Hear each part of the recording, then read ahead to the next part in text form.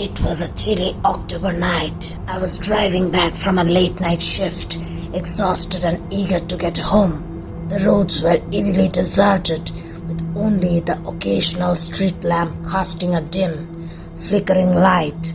As an introvert, I cherished these solitary drives, a rare moment of peace in an otherwise chaotic world. I decided to take the scenic route through the countryside, hoping the quiet, winding roads would help me unwind. The landscape outside my window was a blur of dark silhouettes and shadows, with the full moon hanging low in the sky, casting an eerie glow over the fields.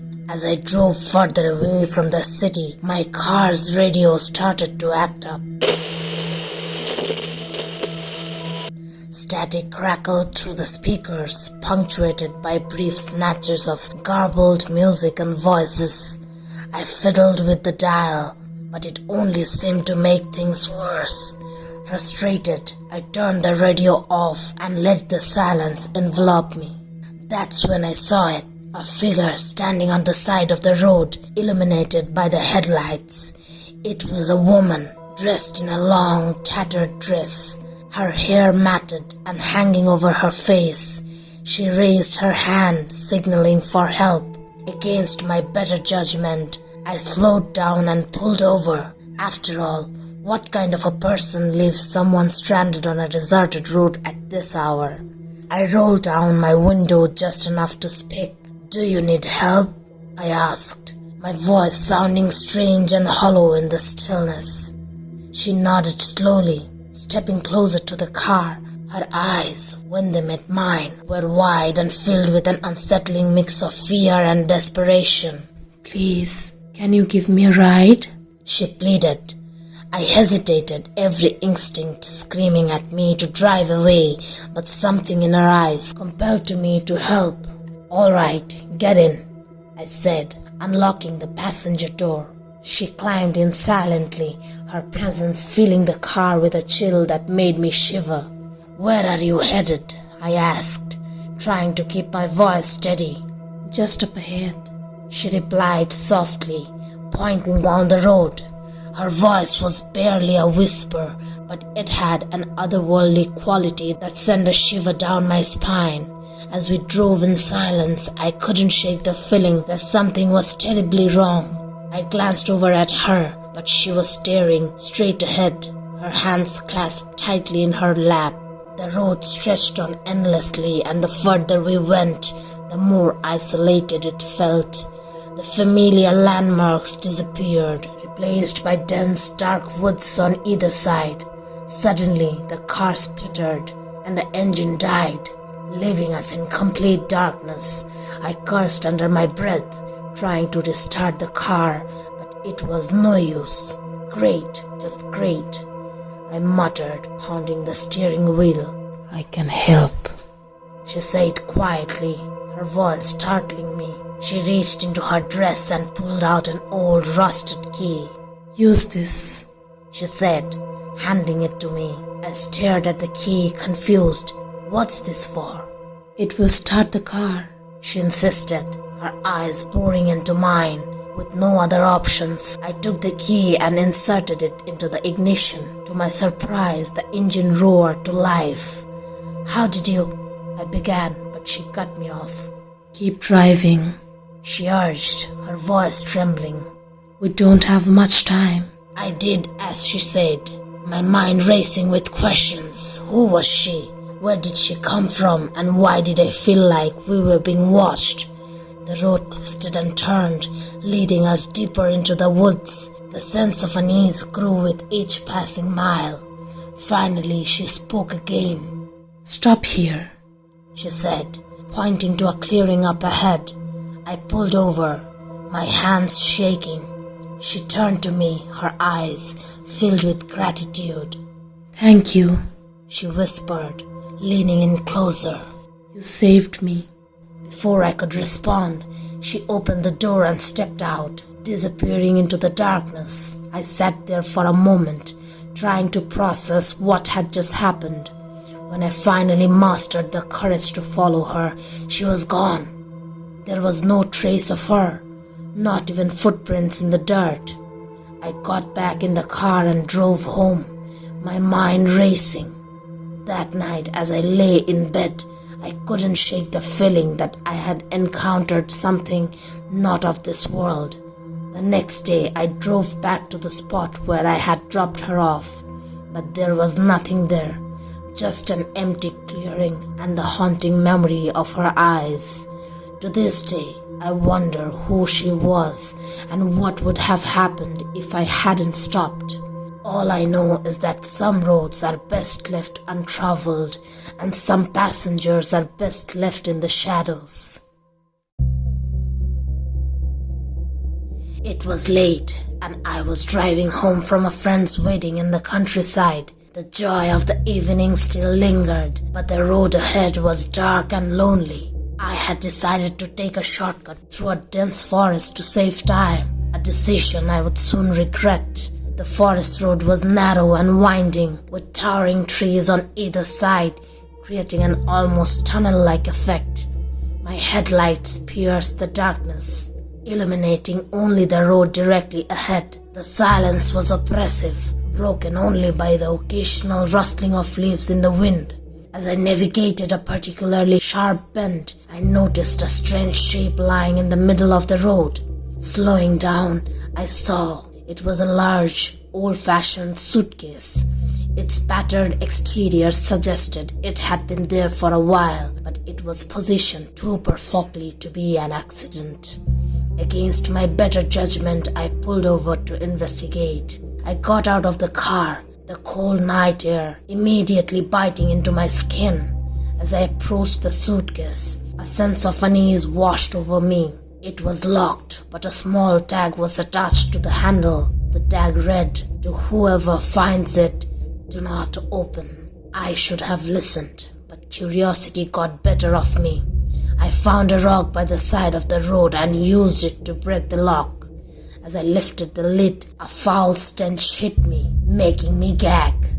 Inside, there was nothing but an old tattered coat. Disappointed and more than a little creeped out, I closed the suitcase and decided to leave it. Back in the car, I continued driving, but the atmosphere had changed. The darkness seemed deeper, the silence more menacing.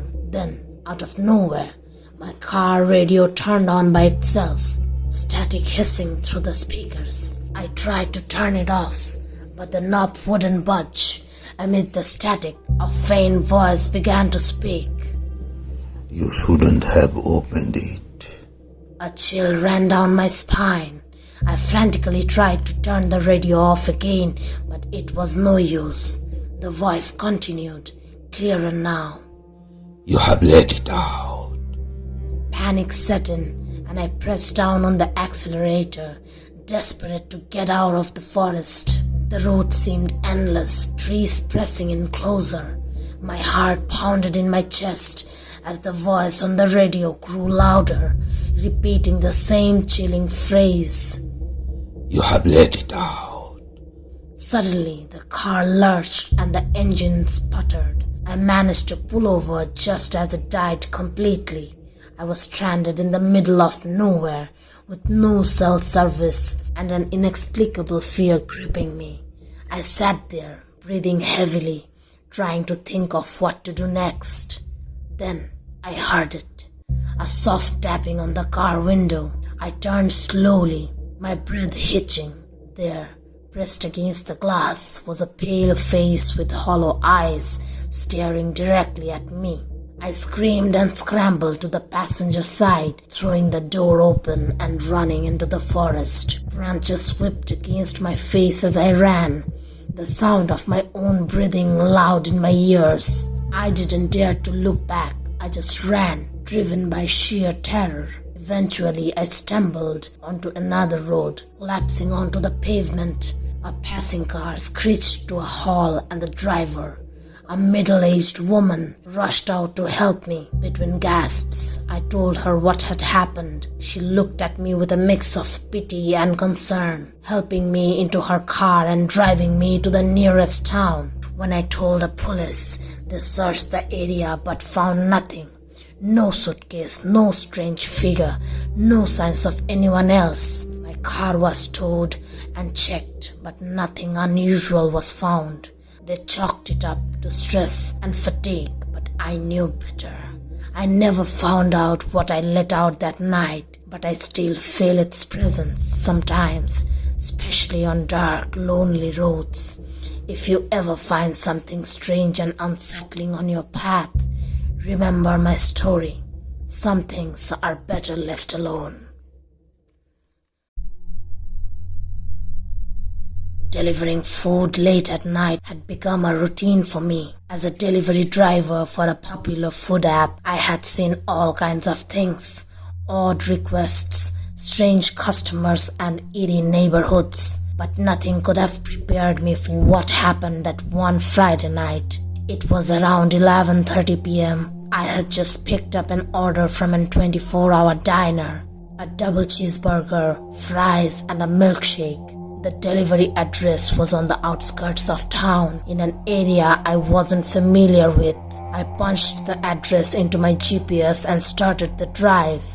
The warm smell of food filling the car. The streets were mostly empty, save for the occasional car passing by. As I got closer to the address, the houses became fewer and farther between, replaced by long stretches of road flanked by trees and fields. The GPS led me down a narrow, winding road, and I began to feel uneasy. It was the kind of place where cell service dropped and the silence felt oppressive. I finally reached the address, a small, isolated house at the end of a dirty road. The porch light was on, casting an eerie glow over the front yard. I parked the car, grabbed the food, and walked up to the front door. I knocked and waited, glancing around nervously. The door creaked open, revealing an older man with a tired expression.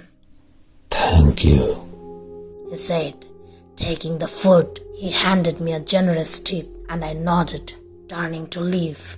As I walked back to my car, I heard him say, "Be careful on your way back." I looked back, puzzled. What do you mean? He shook his head, his face serious. "Just be careful. Strange things happen out here at night." I forced a smile and nodded again, feeling a chill run down my spine. I got into my car and started the engine, eager to get back to familiar territory. The drive back was uneventful at first, the road winding through the darkness, but then my GPS lost signal, and I found myself on a road that wasn't on the map. I drove slowly, trying to find my way back. That's when I saw it, a figure standing in the middle of the road. I slammed on the brakes, my heart leaping into my throat. The figure didn't move, just stood there, illuminated by my headlights. It was a woman, her clothes dirty and torn, her hair matted. I rolled down the window slightly. "Do you need help?" I called out. She didn't respond, just stared at me with wide, vacant eyes. I felt a surge of panic and decided to go around her. As I started to drive forward, she moved, blocking my path again. I didn't know what to do. My phone still had no signal, and the road was too narrow to turn around. I honked the horn, hoping to scare her away, but she kept staring. I took a deep breath, steeling myself, got out of the car. "Are you okay?" I asked, keeping my distance.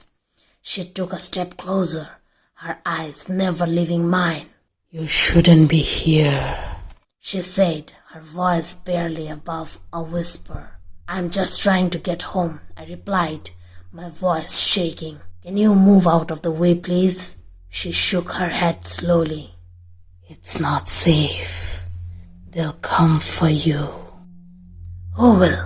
I asked, my fear mounting. Before she could answer, I heard a noise behind me, a rustling in the bushes. I turned but saw nothing. When I looked back at the woman, she was gone.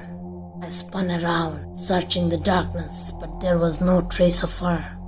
I got back into my car, my hands trembling. I drove forward slowly, half expecting her to reappear, but the road was clear. I continued driving, every shadow and sound making my heart race. After what felt like an eternity, I finally regained cell service and GPS signal. When I got back to town, I pulled into a well-lit gas station and sat there for a while, trying to calm down.